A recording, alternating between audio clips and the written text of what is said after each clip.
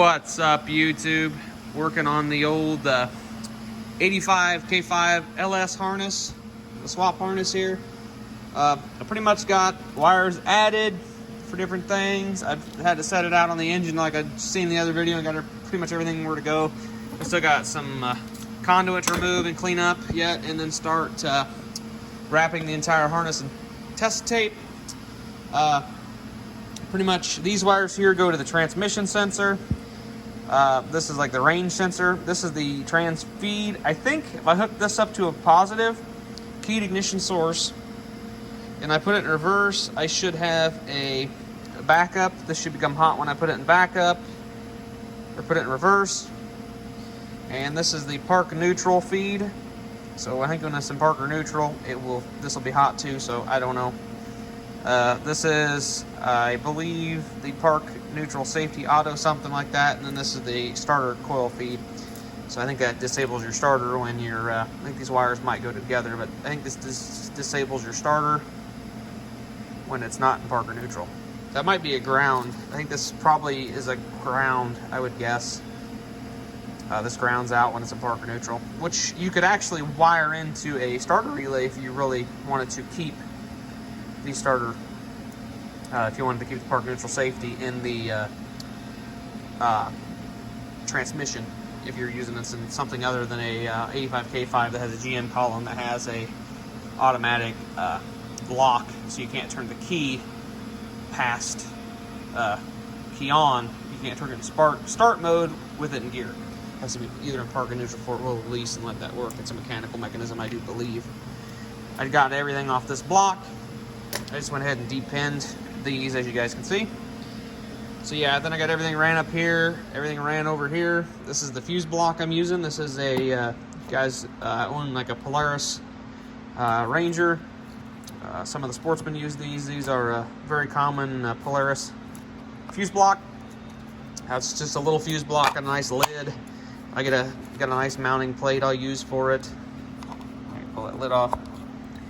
I'm gonna need 2 hands for this. Can't pull both them tabs at one time. But yeah, I got a fuel pump, AC fan, fan 2, fan 1. AC fan is a relay for when I have a AC input right here. When this gets 12 volts, it'll kick this relay on, which will ground both these feeds out through here.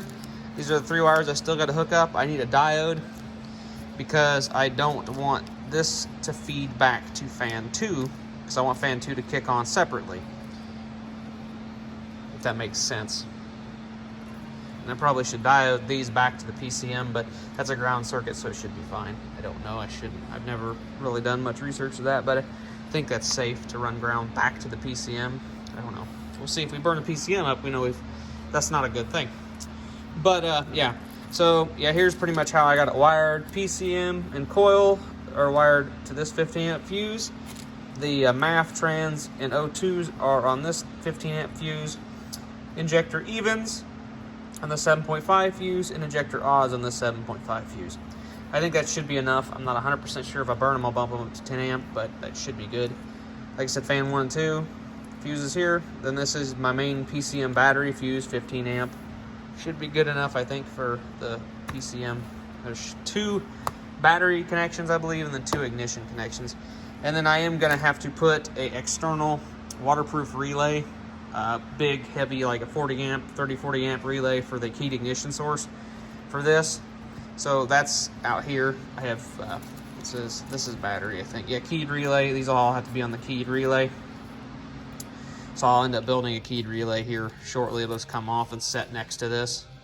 Wherever I'm going to build a plate to mount this and the other relay. So, which I think it'll also be fused, so it'll have a main fuse on it, like a 40 amp fuse off for this. So, because there's 30 amp and there's 7.5. So yeah, technically there's more than 40 amps being pulled through this. So if everything maxed out at once, it would burn the 40 amp fuse out, but it should, I want to be kind of protected of the main relay. So, you know, I could also put in one of these and have these big fuse blocks here. Go like a 60 amp fuse, but I don't want to go much bigger than the relay. But yeah, So that's what I gotta do. I gotta get a diode. I don't have a diode right now handy, so I gotta get a diode. I'd like to get an inline diode, one that's replaceable, because then I'd leave the connection to be able to unhook it and replace it in the harness. But yeah, all my sensors, like my tach or my tow oil switch, my tach, my transmission temperature gauge, which I have to label. I have not labeled yet. Yeah, then I got oil temperature sender, oil temp sender. Then I have oil pressure sender right here. So yeah, this all come out to different plugs. I'll have plugs for each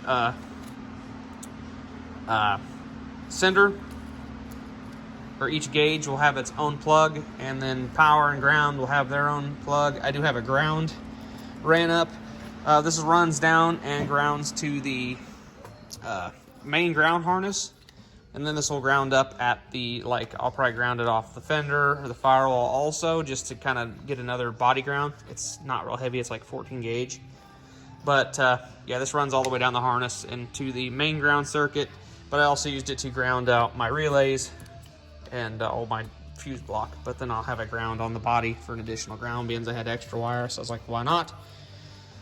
Pretty much I'm gonna build everything plug and play, or be able to unplug with connectors, so I can unplug the whole harness and take everything out. If I need to take the harness out for some reason to service it, I can do that.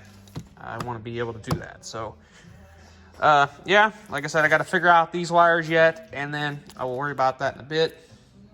But yeah, a lot of these wires just run through here and run along the side and just come straight through. I just thought that was a better looking design.